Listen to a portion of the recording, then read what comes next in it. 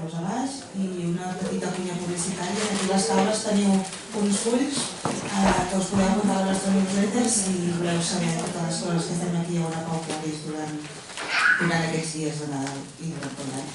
Moltes gràcies. Doncs molt benvinguts.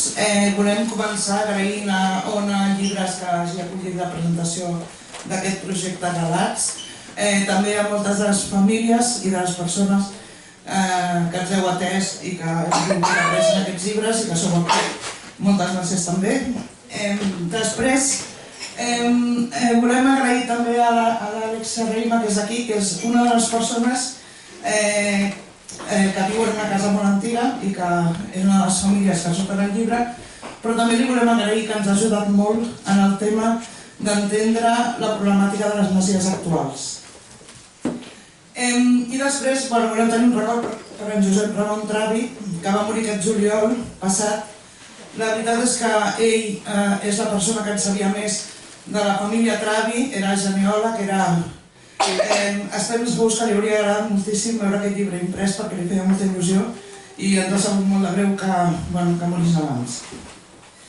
Bé, doncs ara fa 2 anys vam publicar aquest llibre, Relats, les famílies més antigues de Catalunya, que era un llibre que d'alguna manera es preguntava per la memòria. La pregunta que ens vam fer és si la memòria queda retinguda en una casa quan una família hi viu durant moltes generacions. Darrere d'aquesta pregunta vam anar a parlar amb molta gent. Evidentment, a Catalunya hi ha un arrelament especialment significatiu. No creiem que es doni a gaires llocs més del món i això en bona mesura és per la figura de l'hereu, evidentment, que la figura de l'hereu ha estat molt menystinguda, però potser cal entendre en el seu context, en un món on no hi havia estat del benestar, l'hereu, que era qui heretava, però també era qui es responsabilitzava de tota la família, garantia d'alguna manera el benestar d'aquella família. Per tant, les coses en el seu context a vegades s'entenen millor que no si fem una visió des de la realitat, on ara tenim, afortunadament, moltes altres ajudes per tirar endavant. I després tampoc no s'entendria aquest arrelament, segurament, sense les revoltes remenses que al segle XV van aconseguir per primer cop també a Europa que els drets feudals no anessin més enllà, és a dir, van aconseguir eliminar molts dels usos feudals que a Europa van estar vigents durant molts segles més. Això va afavorir la pagesia, això va possibilitar que moltes famílies continuessin a la casa on havien començat, a la casa pairal. Després d'allò vam pensar que un llibre com aquest Relats s'havia de poder fer de tot arreu dels països catalans, perquè vam començar a preguntar-nos sobre la importància de l'arrelament. Vam agafar una divisa de la Simone Weil, que ens agrada molt, que havia de dir que l'arrelament és una de les necessitats més importants de l'ànima humana i una de les més oblidades. I pensem que sí, que l'arrelament és molt important, sobretot ara, en aquests moments que vivim, de globalització uniformitzadora, que tendeix a igualar-ho tot, i on hi ha una quantitat de gent que està sempre migrant d'un lloc a l'altre, uns per necessitat, evidentment, perquè viuen en països en situacions on no poden continuar vivint, d'altres perquè són expat, d'aquests ben pagats que les empreses envien a viure un lloc un temps, un lloc un altre temps, d'altres perquè es passen el dia fent turisme, en fi, hi ha una població migrant i que en un món així l'arrelament cada cop serà més important. Aleshores vam decidir de fer un llibre, de fer un altre llibre sobre famílies arrelades a Catalunya, perquè en el primer, evidentment, hi sortia una ínfima part, o sigui, de famílies que fa moltes generacions que viuen a la mateixa casa. Hi ha moltíssimes en aquest país, moltíssimes, no les acabarem. Per això són tan importants també per aquesta necessitat de continuïtat que tenim a Catalunya d'alguna manera. El pes, la possibilitat d'imaginar-se tan lluny en el temps és molt important, perquè a més ens ho imaginem no des d'unes famílies aristocràtiques, sinó des de famílies pageses que han anat evolucionant, igual que han anat evolucionant els temps. Aleshores, va ser quan vam decidir que faríem un llibre sobre el País Valencià, vam embolicar en Juli Capilla, i vam tornar a embolicar l'Ignasi Revés a continuar amb aquest segon volum dels Relats. Els agraïm que hagin vingut perquè venen de molt lluny, sobretot en Juli, que vens de Gandia. Aleshores, en aquest segon volum de relats hi surten 20 famílies, 18 de les quals són del Principat, inclosa una de la Catalunya Nord, hi ha una família aranesa i hi ha també una família andorrana, de Casa Colat, en Massana, que ens ha anat molt bé, perquè hem vist com soluciona un lloc i un altre. Per exemple, una cosa que a Catalunya en queda molt poc són retaules, perquè es van cremar molts durant la Guerra Civil, en canvi Andorra té una col·lecció de retaules impressionants. Algunes de les coses que hem vist de la relació diferent que hi ha amb el passat en un lloc i en un altre. Aleshores, en aquest segon volum hem volgut parlar, això que dèiem, l'Àlex Serraima ens explica una mica totes les complicacions que tenen avui en dia per tenir la continuïtat. Ella ens va dir una frase que ens va deixar una mica glaçats, va dir que era una segona tongada de masos rònecs. O sigui, a Europa, a Catalunya, després de les pestes negres del segle XIV es parlava de masos rònecs, eren masos que havien quedat buits perquè la gent que hi vivia s'havia mort. I van ser molts, va ser una cosa que va llastrar l'economia no només catalana, també europea.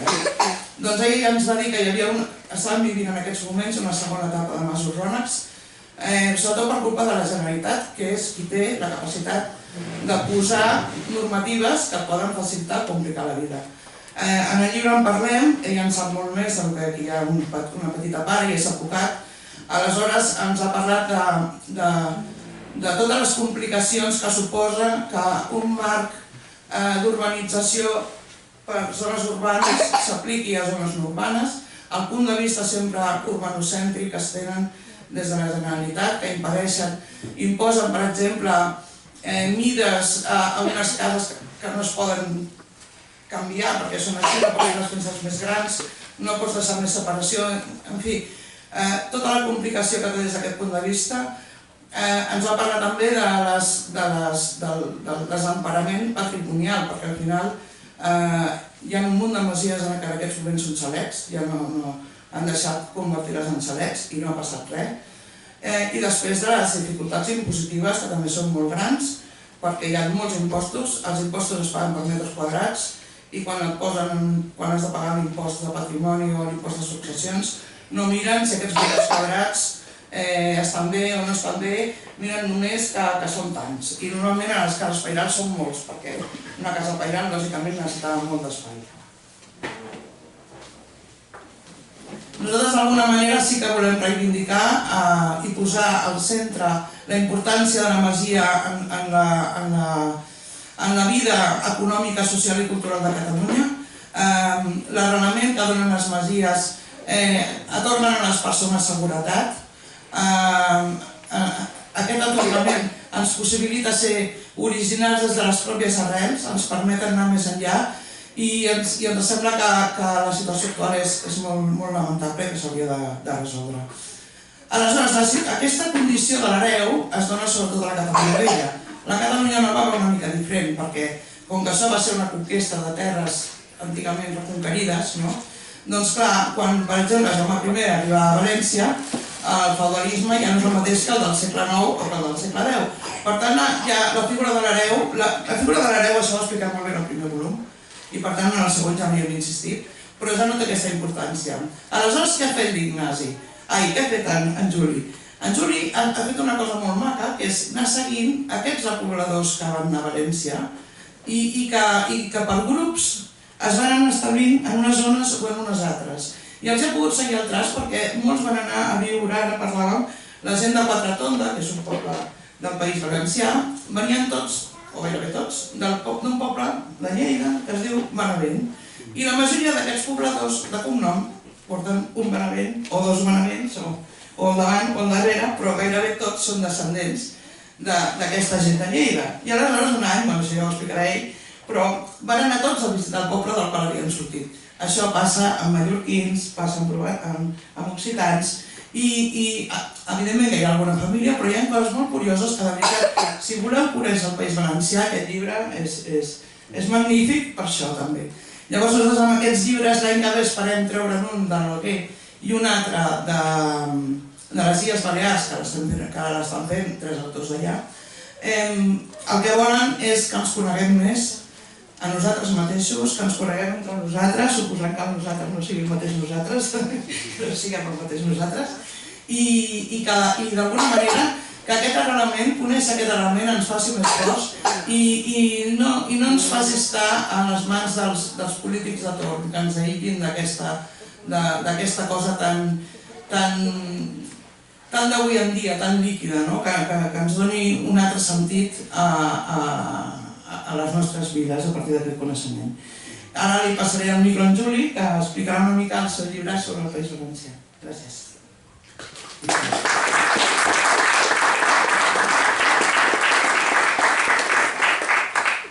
Bé, bona vesprada, bona tarda.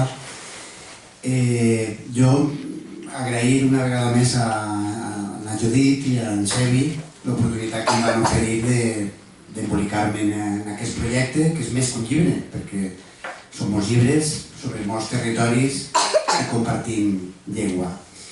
I la veritat és que al principi va ser un repte molt gran i molt difícil, perquè quan vas fullejar una mica el llibre de relats, el primer, i clar, la figura de l'hereu és importantíssima a Catalunya, però no ho és tant al País Valencià.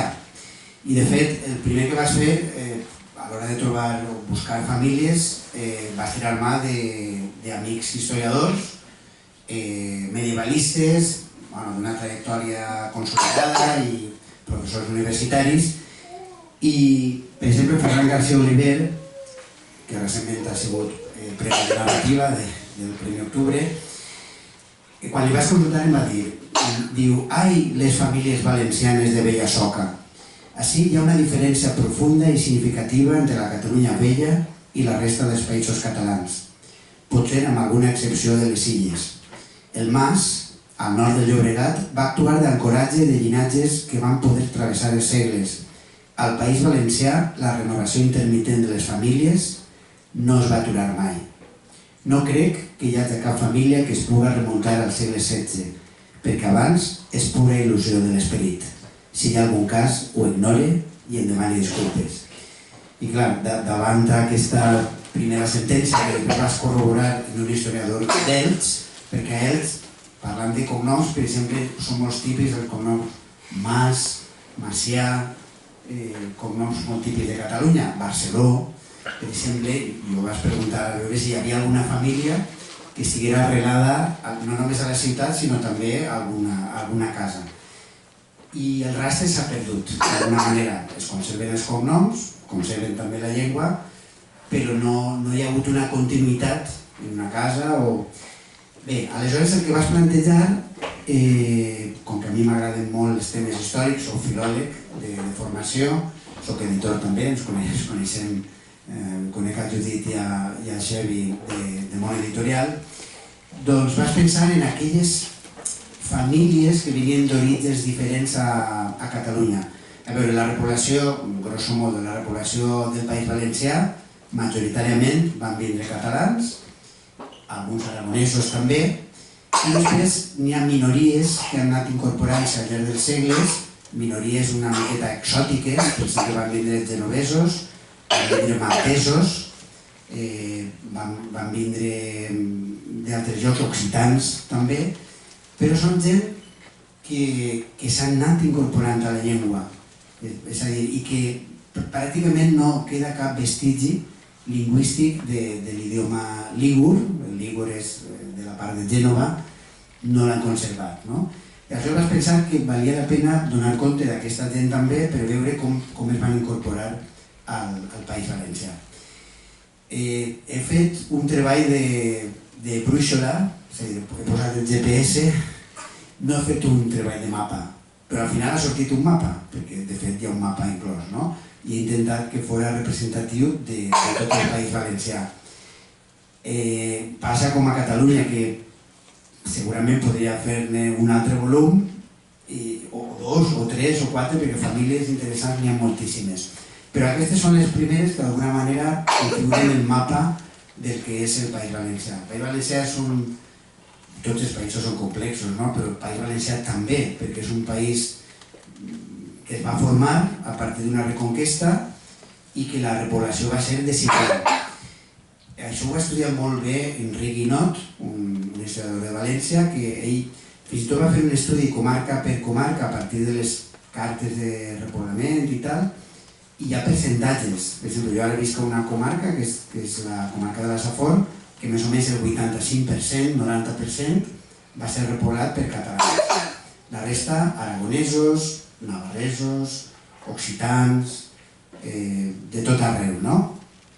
I malgrat aquesta realitat, perquè en altres comarques, per exemple, des del sud, a Elx, per exemple, més o menys era el 50-55%, però clar, la força de la llengua, una llengua que ja estava ben formada, que tenia una cancelleria reial que va aconseguir de fer un estàndard més o menys força homogeni, no?, entre tots els territoris de parla catalana, això va fer que les institucions noves que va crear el professor Jaume I, els furs de València, estan fets a imatge i semblança dels costums de Tortosa i de les lleis catalanes, no? La Generalitat Valenciana, és que clar, és la Generalitat Valenciana per alguna cosa, és una paraula molt nostra, no?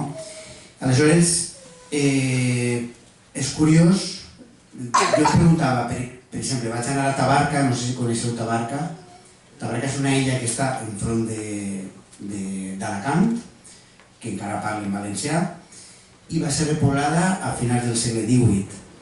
Tots, pràcticament tots, eren genovesos que estaven captius en una illa, una altra Tabarca, però de Tunísia, rescatats pel rei Carles III, es posen allà en una illa deserta, que servia als berbers, als pirates berbers, per a fer ratges a la costa alacantina, i que al rei li venia molt bé que hi haguera una població estable allà, no?, per a controlar aquella pirateria.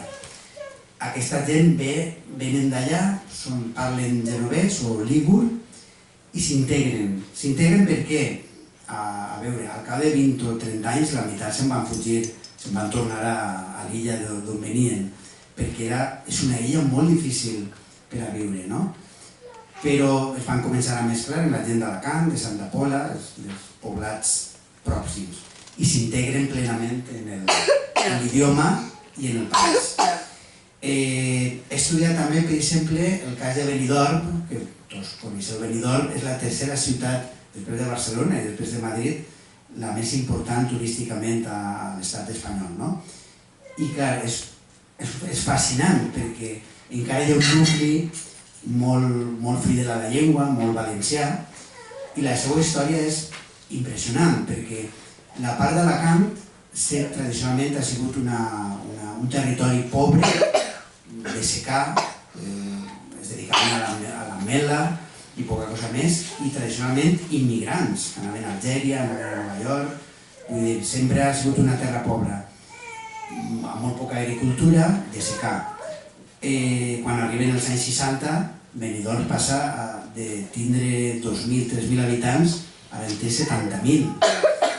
Però darrere hi ha una història realment de supervivència, de gent que en la marina mercant, de gent que es dedicava a l'almadrava. Això ho he averiguat parlant amb una família de Benidorm, valencians, fidels a la llengua, i m'han contat totes les peripècies d'aquesta família. Es dedicaven a l'almadrava, per exemple, i controlaven des de Tarragona fins a Cádiz, Huelva, Tunísia, és a dir, els capitans almadravers eren tan bons que els fitxaven.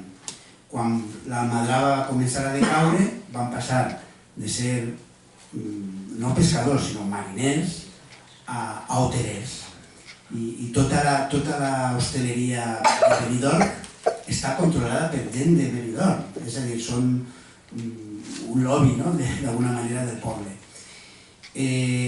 Vaig estar també, ho has comentat, a Quatretonda. Això ha passat molt, al País Valencià tenim molts cognoms d'origen català, Tortosa, Perelló, Balaguer, Tàrrega, Agramunt, i en podria dir moltíssims més. És el cas de Quatretonda, un poble que, clar, la gent és molt inconscient, són molt inconscients, però quan comencen a rascar en la història, dius, ostres, Benavent, com és que una tercera part del poble són Benavent de cognom? I, clar, averiguant, doni compte amb un poble, Benavent del Segrià, i crec que n'hi ha un altre, no? Benavent n'hi ha un altre, però Benavent de Segrià és un poble de Lleida. A València, per exemple, també hi ha el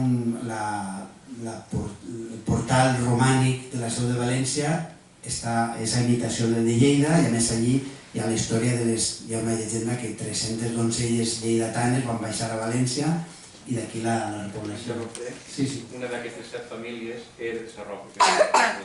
Sí, de veres, la de Sarroca. Bé, és a dir, que vas rascant, vas averiguant, i això és el que he fet, anar fent un mapa.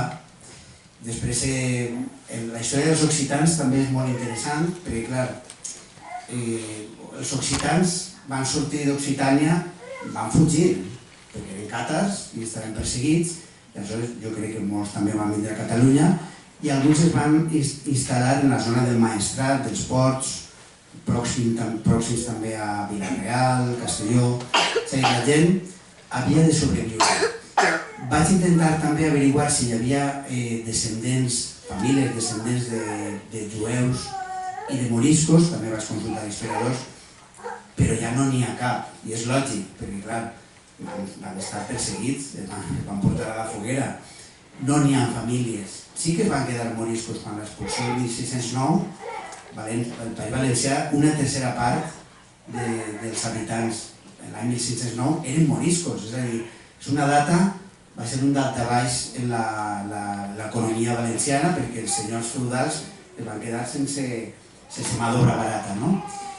I aquesta gent, doncs clar, van haver de sobreviure i van necessitar repobladors d'altres llocs.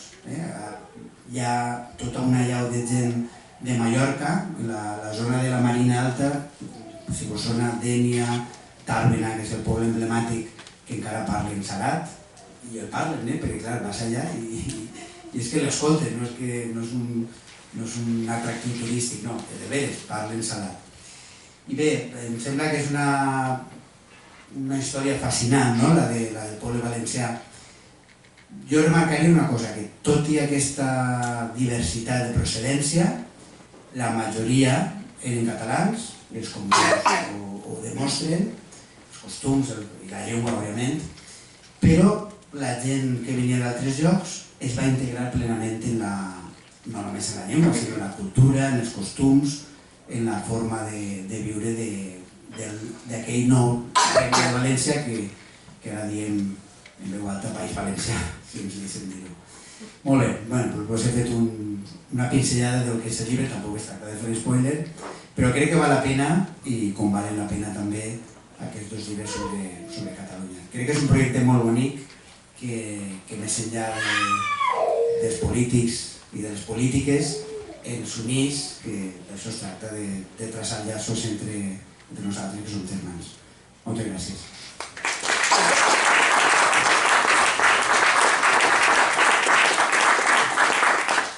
Gràcies, Judit, Juli, Xavi, i a la llibreria Ona per acollir-nos. De fet, sí, ens vau conquerir. I, clar, diguem que m'hi ha hagut d'esforçar molt en buscar famílies, perquè el primer llibre tu ja me vas donar les famílies que havia d'anar a entrevistar després d'una cerca, i totes me van respondre bé i vaig poder xerrar amb elles, però, clar, de cara al segon llibre ja m'hi vaig haver d'esforçar més, perquè són més nous.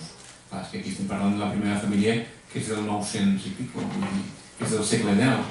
I les famílies més antigues que he trobat a Lleida i Tarragona, Terres de l'Ebre, màxim és del segle XVI. Clar, vull dir que jo ja soc el vagó de cua del llibre, no? I clar, i des de bon principi me vaig haver de ficar a preguntar el que fas, no? Quan no coneixes, quan t'has de moure, preguntes. I per sort, ja a l'estiu de 2021 ja vaig poder trobar la primera família, que me la va dir una senyora que es diu Teresa Bages, de Montbrió del Camp, que surt en aquest llibre. Aquesta senyora fa genealogia, té un arbre genealògic que amb totes les branques i no sé quants milers de gent té, perquè una de les coses bones que tenen a l'Arquebisbat de Tarragona és que ho tenen tot a l'arxiu, tot escanejat, i poden anar enrere al temps, i bueno, sabeu que pels seus estudis genealògics una parenta seva s'havia casat a Torroja del Priorat i un altre senyor que feia estudis genealògics, que era de Vilalba dels Arcs, a la Terra Alta, al costat de Gandesa, doncs, bueno, aquesta gent, la gent amb els mateixos interessos, de la mateixa manera que us coneixeu com a editors, sempre acaben trobant-se, no? Doncs aquests dos se van acabar trobant, se van conèixer, i la Teresa Bages me va dir que si fèiem un altre llibre, que parlés en el francès Xavier Soler, Borràs, de Vilalba dels Arcs. Amb això ho entendré fàcil, però clar, llavors jo continuava preguntant. Al meu poble ve una biblioteca amb rodes, que es diu Bibliobús Garrigues-Segrià, que fa alguns pobles dels Garrigues i d'altres del Segrià, i allí hi ha un noi que es diu Jordi Porta, i jo li preguntava, jo suposo que per allà Artesa de Segre, que no sé si el terme municipal més gran de Catalunya, té molts nuclis agregats, molts masos també, si hi hauria alguna cosa, i vaig anar un dia a Artesa de Segre amb un senyor que es diu Josep Bernaus, del Mas Santa Creu, però quan vam anar allí vaig veure que no, que hi eren simplement 7 o 8 generacions documentades, clar. L'ajut m'ha dit que és que si no fiquem el tall a les teves generacions, doncs 7 o 8 generacions, jo t'ho podria donar a Osona mateix, no 7, sinó 10 o 15. Bé, la sort va ser que el Jordi Porta havia fet una ruta a un poble que es diu la Baronia de Rialp, entre Pons i Peramola, i em va dir que allí hi havia moltes ermites romàniques, allí hi havia molta cosa antiga, no? I vaig anar a parlar amb la regidora de Cultura i me va dir que podia anar a un parell, la Masia Soler, que es veu que tenia una capella allí, i l'altre era Cal Vilaró, que és allí on vaig acabar anant, i Cal Vilaró, bueno, quasi per casualitat, troben uns pergamins de 1720, és el capítol que tanca el llibre, i diguem que autodidactament el noi transcrivia en català antic tot el que hi havia allí, i hi havia 3 pergamins que estaven en llatí, que els van portar els monjos de Refet, que és un santuari que hi ha als afores d'Artesa de Segre. Després d'aquí, clar, jo continuava preguntant, i clar, jo no me'n surto. I ella va trobar per la xarxa, a les Garrigues, que hi havia el dietari d'un senyor, d'un gran propietari, i ho vaig investigar, però realment aquesta família anava 5 o 6 generacions enrere. Jo pensava, que tot i que visc al Segrià, allò se considera les Garrigues històriques, que ara treballo a les Borges Blanques, que és la capital de les Garrigues, i jo, si no conec jo del meu terreno, és que no hi és. I va dir ella, bueno, que intenta-ho. I vaig demanar el contacte d'un historiador de la Pobla de Cérvoles, i em va dir, pues sí, mira, a la família on estic casat som 11 generacions. Dic, hosti, vols dir? Una tarda m'hi vaig anar, ho vam mirar i dic, bueno, ja vindré un altre dia i ja parlarem més a fons. Una història molt bonica perquè realment la Pobla de Cérvoles la funda el monestir de Poblet. I, bueno, era una manera també d'assegurar-se que hi hagués gent allí vivint i, bueno, que produís pel monestir. I gràcies a que ho guardaven tot, doncs se pot dir que la carta de poblament de la Pobla de Cérvoles és de 1313. I curiosament, la casa aquesta, Cal Cabrer, entre les 11 o 13 famílies que els encomanen de repoblar la Pobla de Cérvoles, que no es diu Pobla de Cérvoles sinó un altre nom, hi ha la família Cabrer, que per cert és un cognom molt arrelat al Camp de Tarragona i també a Mallorca. I bé, jo ja ho vam intentar amb un mas, el mas d'en Pujol, que és un poble que es diu Mas Pujols, que toca a Reus, no em vulgui sortir. Una altra família, que es diu Mas del Mestre, que és un poble que es diu Vespella de Gaià al Tarragonès, doncs tampoc, pels motius que siguin, vull dir que no, ho respectem, sempre ho han respectat això. I llavors també m'hi vaig allargar a un poble, un nucli que es diu Claret, que pertany a Torà. Clar, llavors, Torà era la Segarra, però no sé si ho sabeu que des de fa uns mesos ja no és de la Segarra, ara és del Solsonès. Perquè resulta que els interessa molt amb aquesta gent canviar de comarca perquè així tenen més funcions. Perquè el Solsonès, que heu fet cas, és del Solsonès el primer, i amb aquest llibre també, és zona de mitja muntanya, i clar, la Segarra, doncs la Segarra, no? Que diu el nom, és un terreny molt sec i diguem que no dona aquestes ajudes. I jo ja pràcticament havia tirat la tovallola. Era a l'abril d'aquest any i jo formo part de tribunals d'oposicions amb ajuntaments. Jo vaig de part de l'Escola d'Administració Pública de Catalunya, que per cert té la seu no gaire lluny d'aquí. I vaig anar a un poble que es diu Granyanella. Granyanella és un nucli, és un poble que agafa diferents nuclis de la Segarra, diguem des de Cervera mirant cap a Targa, i arribo a l'Ajuntament, que per cert la Granyanella té l'Ajuntament al nucli de la Corullada, i només entrar allí veig com uns pupitres, d'una antiga escola. I pujo cap dalt i a la secretària, a l'auxiliar administrativa, li vaig dir a la Maria Elena si coneixés algú, per motius, que donen el telèfon. I què va passar? Que amb aquelles oposicions, recordo que els altres dos membres del tribunal se van ficar malalts i no van poder vindre. Aquí he vingut avui per no res. I me'n vaig anar cap a casa i un dia me truqué la Maria Elena i dic, ja era hora, no? Dic, em tornessi a citar per acabar de fer les oposicions. Dic, no és d'això que vull parlar. Allò que em vas dir de les famílies, t'he trobat una família a Montpalau, a la Segarra, que té molta documentació, i vaig anar al juny d'aquest any. I la veritat és que si això m'hagués passat fa 2 o 3 segles ja hauria dit que era un miracle. No sé, hauria mirat quin sant era aquell dia i ho hauria atribuït a un miracle. I la veritat és un regal trobar Cal Vidal de Montpalau, que té molta història. Me vaig quedar paradíssim, advocats, religiosos i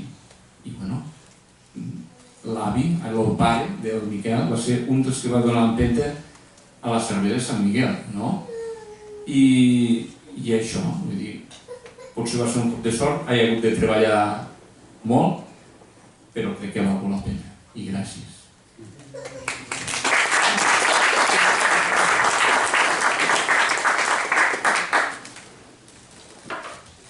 Bé, bona nit, moltes gràcies a tots vosaltres per haver vingut aquí, perquè només donem les gràcies a la llibreria d'això, us hem de donar les gràcies a vosaltres també. Jo sempre dic que nosaltres fem aquests llibres, no pas tots, però que fem alguns d'aquests llibres perquè volem aprendre moltes coses i sense totes les famílies que surten, algunes de les quals sou aquí, doncs no sabíem ni la meitat del que ara sabem, no? I la veritat és que ens ha agradat molt i hem après molt d'alguns de vosaltres i dels vostres documents i de la vostra memòria. Llavors, aprenent aquestes coses, hem après coses de la història de Catalunya i hem après que en realitat l'única diferència que hi ha entre les famílies que sabeu d'on venen les vostres arrels de molt antic de les que no ho sabem tant. Jo només fa 7 generacions que viuen a la Bisbal, tot just estem arribant, tot just estem arribant al costat d'algú de vosaltres, però sí que gràcies al que ens heu explicat, hem après moltes coses de la història de Catalunya. Però també he de dir que això no és cap concurs. És a dir, hi ha famílies que porten menys temps vivint en un mateix lloc, que en realitat saben coses que famílies que fa molt de temps que viuen en una mateixa casa doncs en saben menys. Clar, la més antiga, jo ara us aniré citant una mica i ja està, miraré de no xerrar gaire, però soc un xerraire.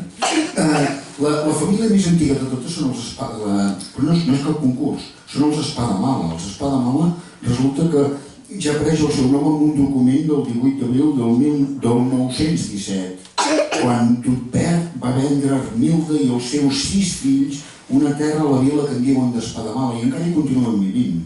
I Espadamala és abans que Torelló, per entendre'ns. És a dir, Torelló existeix gràcies a Espadamala i a més hi ha Espadamala de dalt i Espadamala de baix. Saben moltes coses, però per exemple no saben perquè uns gravats que hi ha en llatí, en pintura vermella, escrits en el que sembla que era una pallissa d'entre 1765 i 1773 no saben què són. Hi ha moltes coses que s'han perdut. Bellsolell de la Torre, que Bellsolell de la Torre és Arenys de Munt, miro el Judit perquè ell ha escrit aquestes famílies i m'ha dit, xerra tu, que era una llegenda que parla del temps d'en Carlemany. O sigui, la llegenda de la família diu que hi havia el primer de la família, es deia Roland, i era molt vell. I en Carlemany, quan van arribar al Maresme, li va dir: ui, això és un vell solell, queda't aquí, tu que ets vell. I ara per això es diu un vell solell, no?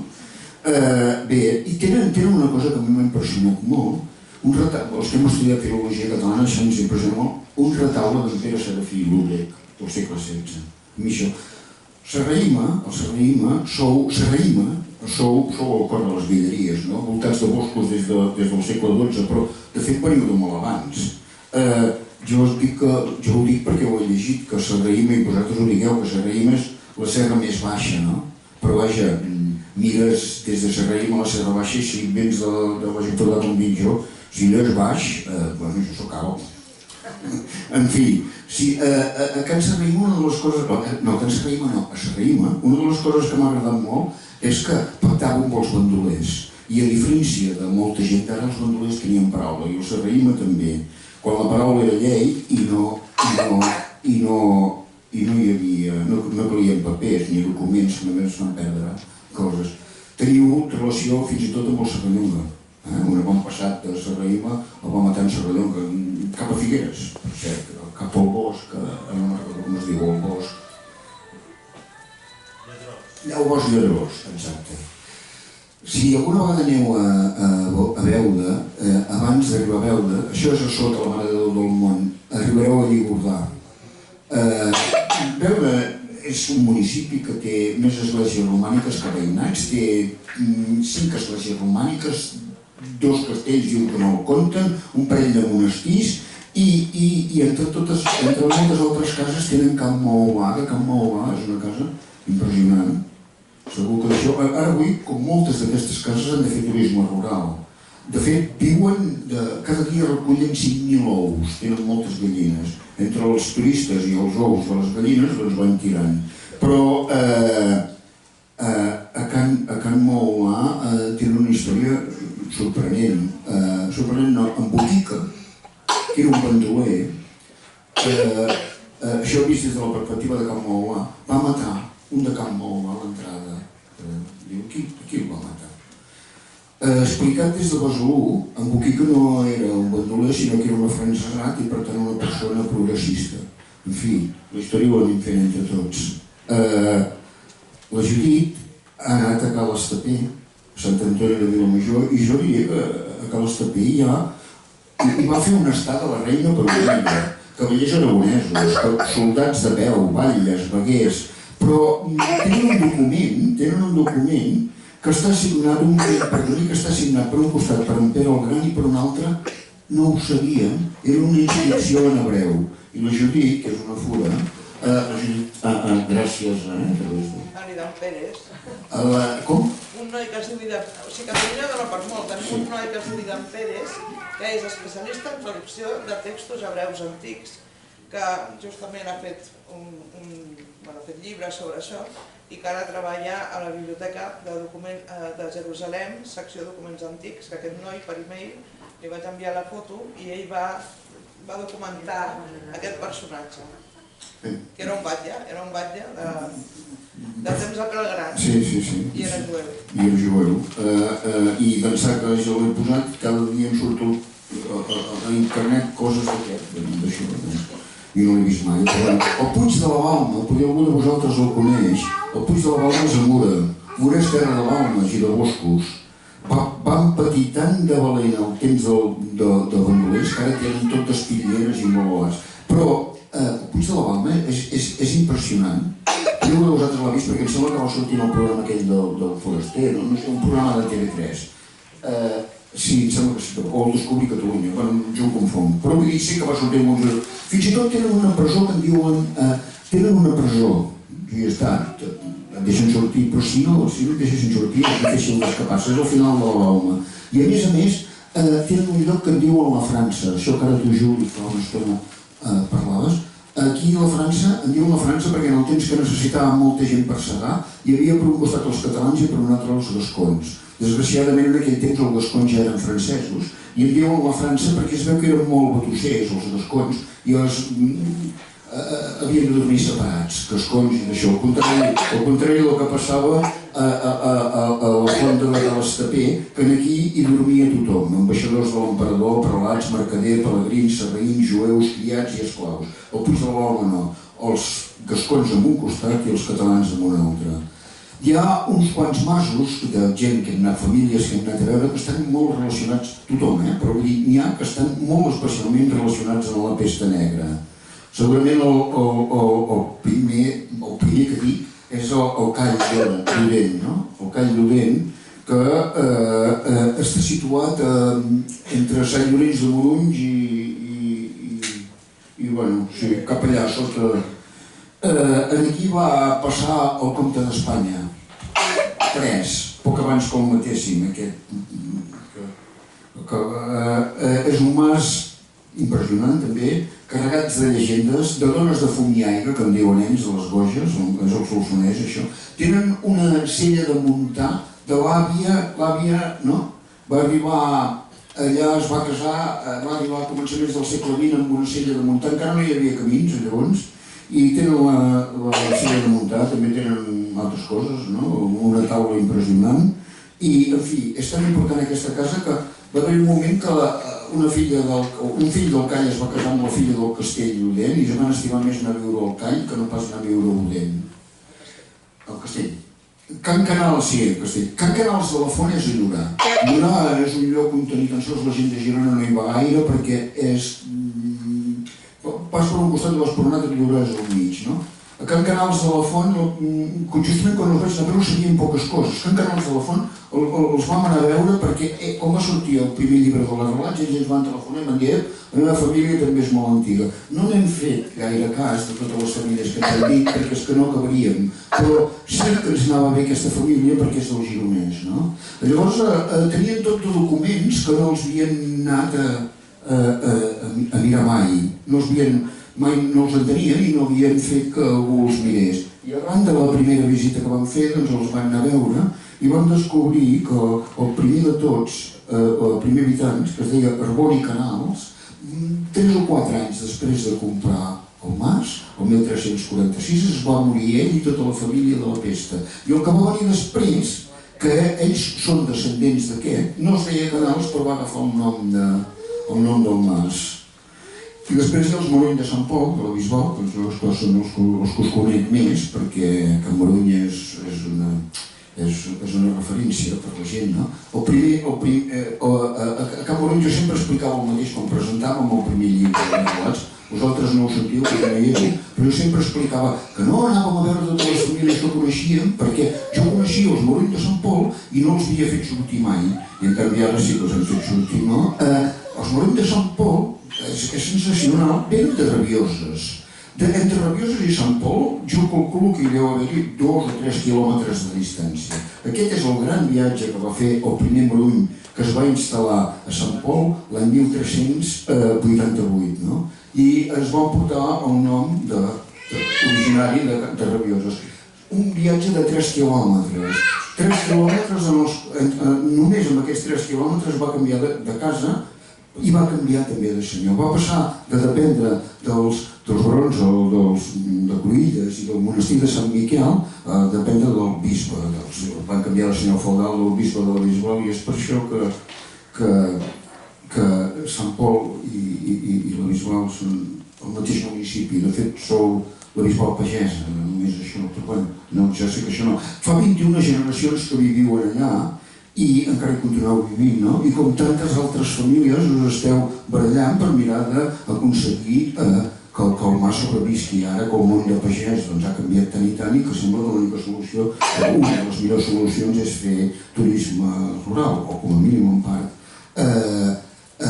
Espero que us en sortiu, de la mateixa manera que van passar els vostres, espero que us en sortiu de tots aquests bandolers de la burocràcia moderna, de la mateixa manera que molts avantpassats vostres, uns quants avantpassats vostres, se'n van sortir els bandolers. Un parell d'anys i van deixar la pell, no? Jaume Morony, i el seu consort Damià Calç de Fitor. Bé, també la gent es pot arribar a pensar que no hi ha masos al voltant o a prop de Barcelona, també n'hi ha, sí. La Judit mateix n'ha fet un parell de Valldoreix. Can Castanyer, no?, que és una casa molt i molt antiga, que tenia una església d'història, Santa Maria de Campanyà, que com a mínim hi viviu des del 1428, i ho sabeu pel testament de Joan Castanyer. Igual que Serrahima va patir un foc o un incendi al segle XIX, i això ha fet que perdéssiu coses, però heu superat guerres, heu superat revoltes, i heu superat sequeres, i heu superat sobre els bandolers d'entre 1815 i 1817, que es veu que eren tan terribles, però heu superat sobretot tots aquests problemes per arribar fins al segle XXI vivint en una mateixa casa i intentant que continuï tenint vida aquesta casa. Una altra casa de Valldoreix, que també l'ha anat a veure la Judit, també és Masia Rosàs, que abans es deia Cal Major, i que, en fi, van participar, eren liberals, van participar en aldarulls liberals, fins i tot una vegada van assaltar el monestir de Sant Cugat i el de Sant Jeroni de passada, van superar la filoxera i van veure com arribava el tren de Valldoreix i com començaven a haver canvis molt més dràstics. I ja vaig acabant, hem anat al Pallars, a Carega, prop de Sort, i a Casa Bellera, que són descendents dels barons de Bellera, una família antiquíssima, molt historiada de les terres del Pallars, que ells saben de casualitat, perquè un de la mateixa família, que ja és mort, que era italià, els va escriure i els va dir que els Bellera venien d'Itàlia. Parlar dels Belleres, parlar del compromís de Casp i de moltes altres coses, no? La Judit també ha anat a veure Cal Cassanyes. Cal Cassanyes és a Sant Marçal. Va haver-hi un temps que deien que, sobretot quan la família Cassanyes i la família Rossell es van ajuntar, hi havia tantes i tantes terres que tenien tantes i tantes terres que es podien anar de la serra litoral a la serra prelitoral només passant per les seves propietats. Cal Cassanyes són uns dels fundadors de la colla castellera de Vilafranca i és una de les famílies importants que viu, perquè què ha salvat moltes d'aquestes famílies? Això la Judit ho diu sempre. Moltes d'aquestes famílies, no pas totes, han salvat la vinya. I això és una de les moltes coses que hem après. I ara jo ja hauria d'anar acabant. De fet, jo tenia pensat acabar amb Casa Colat del Puig de la Massana, Andorra. I tenen una taula immensa, una taula preciosa que va veure en Verdaguer. Casa Colat són aquí al Puig de la Massana des del 1684, però les seves arrels es remunten fins al 1176, com a mínim. Casa Colat tenen moltes propietats, moltes no tenen propietats, a la vall de Salúria. I a la vall de Salúria hi va anar-hi en Verdaguer. I en Verdaguer, a Canigó, fa sortir la vall de Salúria. I diu que és una petxina, una petxina, i per poder veure aquesta petxina, els de Casa Colat, es van anar a enfilar bastant, amb avió, no entenc com en Verdaguer ho va veure, amb una avioneta. Amb helicòpter. Doncs jo volia acabar amb ells, volia acabar citant llegint aquests versos d'en Verdaguer, però no ho faré perquè en queden dues famílies més, i aquestes dues famílies estan relacionades per l'ofici. Una és la família que viu a So Lobató, que antigament es deia Pont, després es deia Moga, i des del 1927 o 28 es diuen de Castellarnau. Els Castellarnau venen de molt i molt antic i un avantpassat, o sigui, la mare d'en Josep Maria de Sagarra era una Castellarnau. Els Castellarnau, en realitat, jo he trobat una senyora que la vam conèixer en una fira que també era parenta dels Castellarnau. I li vaig explicar tot això perquè jo ho sabia, perquè m'ho heu explicat vosaltres, i sobretot perquè en Moga, el besavi, l'últim que es va dir Moga de primer cognom, va escriure un llibre sobre la història de Gessa i la història de So Lobató. va haver-hi un moment que Gessa es va enfonsar a causa d'una allau, a causa d'una riada. Solbotó és la primera casa de Gessa. Com que és a l'alt tram, quan llegeixes el llibre aquest, que en Nil Llardent, que és també d'aquesta família, me'l va passar, quan llegeixes aquest llibre veus gent que s'ha mort de llaus, veus llops i veus també soldats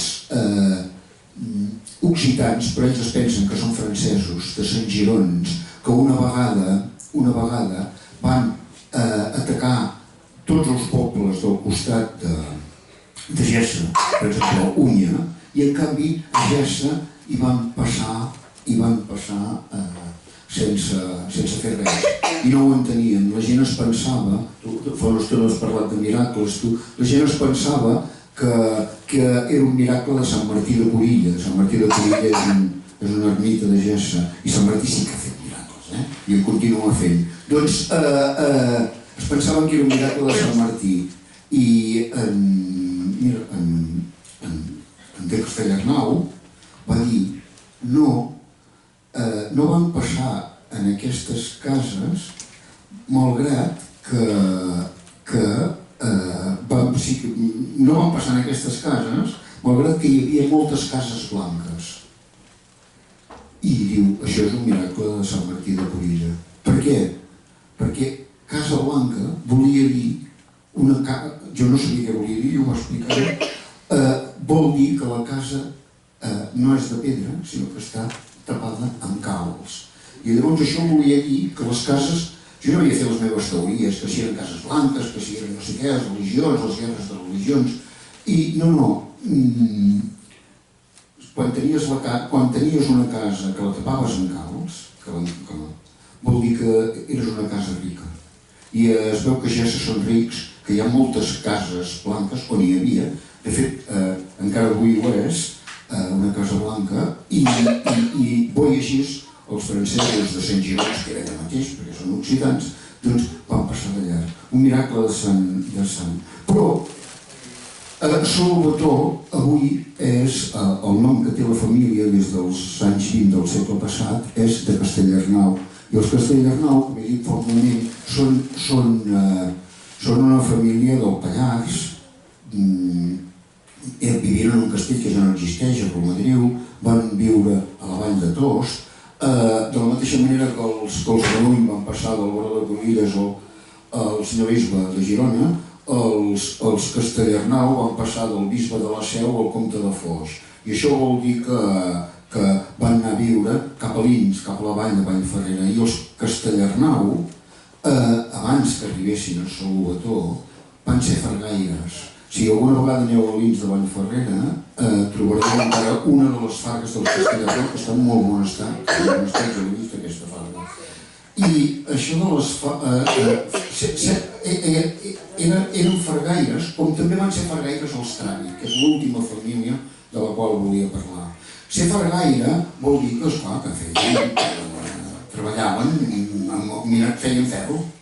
I això pot semblar que és molt poca cosa, però és molt, tal com em va dir Josep Ramon de Travi, és molt i molt important. El ferro és el petroli de l'edat mitjana del segle XV, del segle XVI, del segle XVII.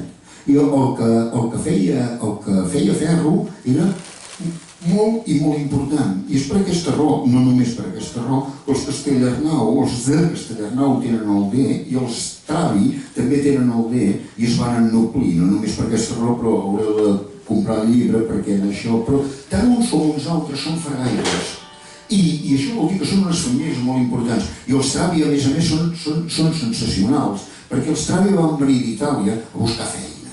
I llavors van arribar a la Catalunya del Nord i van anar, perquè nosaltres vam anar, la Judit i jo vam anar a veure els Travi perquè volíem que sortissin com a mínim una família de la Catalunya del Nord. I aleshores nosaltres vam anar a veure els Travi, sabíem que els Travi, vam anar sabent que els Travi havien arribat al Rosselló, havien començat a fer fargues al Vallespí, fargues al Conflent i havien acabat sobretot fent fargues a la Cerdanya. I llavors sabíem que els Travi tenien la casa, el mas Travi, la casa antiga, a Gorguja petita, que això és un veïnat de Llívia. En realitat només hi ha. I llavors vam anar a Palau de Cerdanya, que és on viuen els Travi ara només des de fa 500 anys. Vam anar a Palau de Cerdanya a parlar amb un Travi, que es diu Francesc Xavier de Travi. I llavors, a partir d'ell, vam saber que hi havia, perquè els Travi tenen diferents branques, no? Una, vam saber que el teu pare, no? En Carles Feliu de Travi, havia escrit un llibre un llibret sobre els Travi, i aquest llibret el 1992, quan feia 500 anys que els Travi havien arribat a Catalunya, perquè havien arribat al Rosselló, doncs va escriure aquest llibret que tu m'ho vas passar, i el vaig llegir i és sensacional perquè amb els Travi no acabaríem cap de vosaltres. Però és que el que va passar pels Travi és que en realitat han anat a veure 3 famílies, perquè són 3 branques diferents. I gràcies a en Carles Feliu i gràcies al llibre que va escriure el teu pare, vam poder conèixer en Josep Ramon de Travi, que la Judit ha començat parlant dels Travi, d'en Josep Ramon, que s'ha mort, no? Que s'ha mort ara l'11 de juliol, i a mi em va agradar molt poder parlar amb ell. Només hi he parlat 2 vegades, només ens vam veure 2 vegades.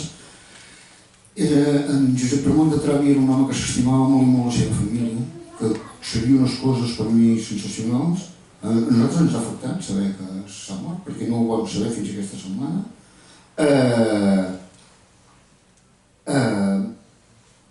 En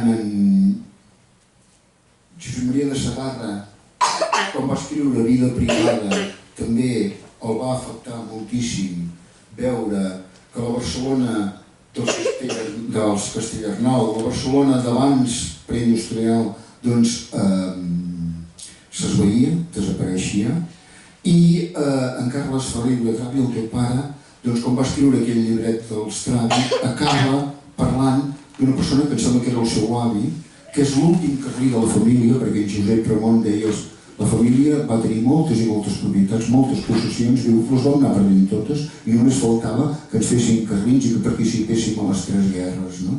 I llavors, diu, perquè totes 3 les vam perdre, diu, el llibre d'en Carles Feliu de Travi acaba dient això sobre el seu avi. I jo penso que aquí, quan va escriure això, ell pensava en el final de Vida privada, que és quan es mort la Pilar Romaní, que és, per en Josep Maria de Segarra, el final d'una Barcelona que ell estimava i que ha desaparegut. En Josep Maria de Segarra ho va escriure perquè quedés. El teu pare ho va escriure perquè continués. I és el mateix que volem fer nosaltres amb els arrelats. Va escriure això el teu pare. Don Francesc de Travi i de Casanova morí a Palau de Cerdanya el 19 d'agost de 1880, als 74 anys. Era un home recte, senzill, amable, preocupat per complir com Déu mana amb les seves responsabilitats. Ara bé, sota la seva aparença, que també reflecteix el seu retrat més conegut, sota la seva aparença de persona que no vol cridar l'atenció, alenava el caràcter de l'home d'una peça que no es doblega davant de les dificultats i que on sigui per tal de respondre a les exigències del cantent que li marca el deure. I això és, a mi em sembla, ara sí que acabo, el que han fet totes aquestes famílies. Sota la seva aparença, que sembla que no vulguin cridar l'atenció, alena el caràcter d'unes generacions, d'unes famílies, fetes d'una peça, que no es dobleguen davant de les dificultats i que fan el que sigui per tal de respondre a les exigències del cantent en què els marca el deure. I nosaltres l'única cosa que podem fer és mirar d'ajudar aquestes famílies perquè continuïn. I moltes gràcies.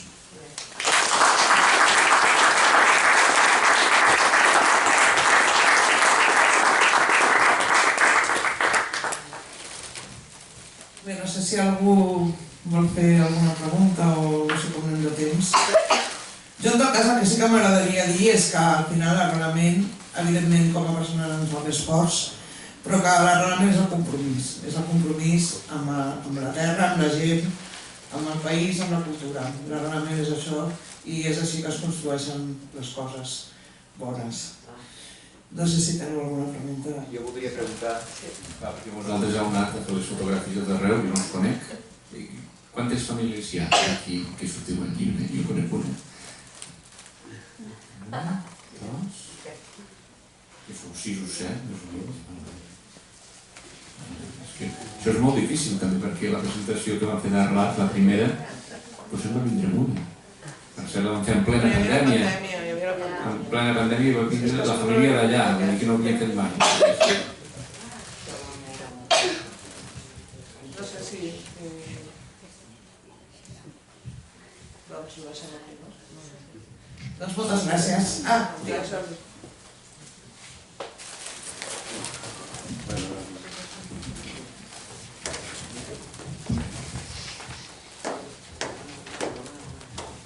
Em costarà una mica perquè tot el que heu dit m'ha emocionat. Però no puc estar de donar-vos les gràcies perquè ens heu donat el nom i ens heu donat un lloc a la història i a més ens heu fet reflexionar amb el que hem sigut i amb els deures que tenim. Res més, Gràcies.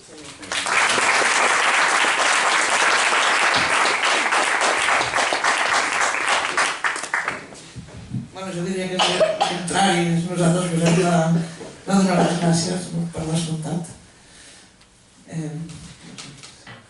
No, el llibre és allà. Doncs moltes gràcies per tot. I el continuem.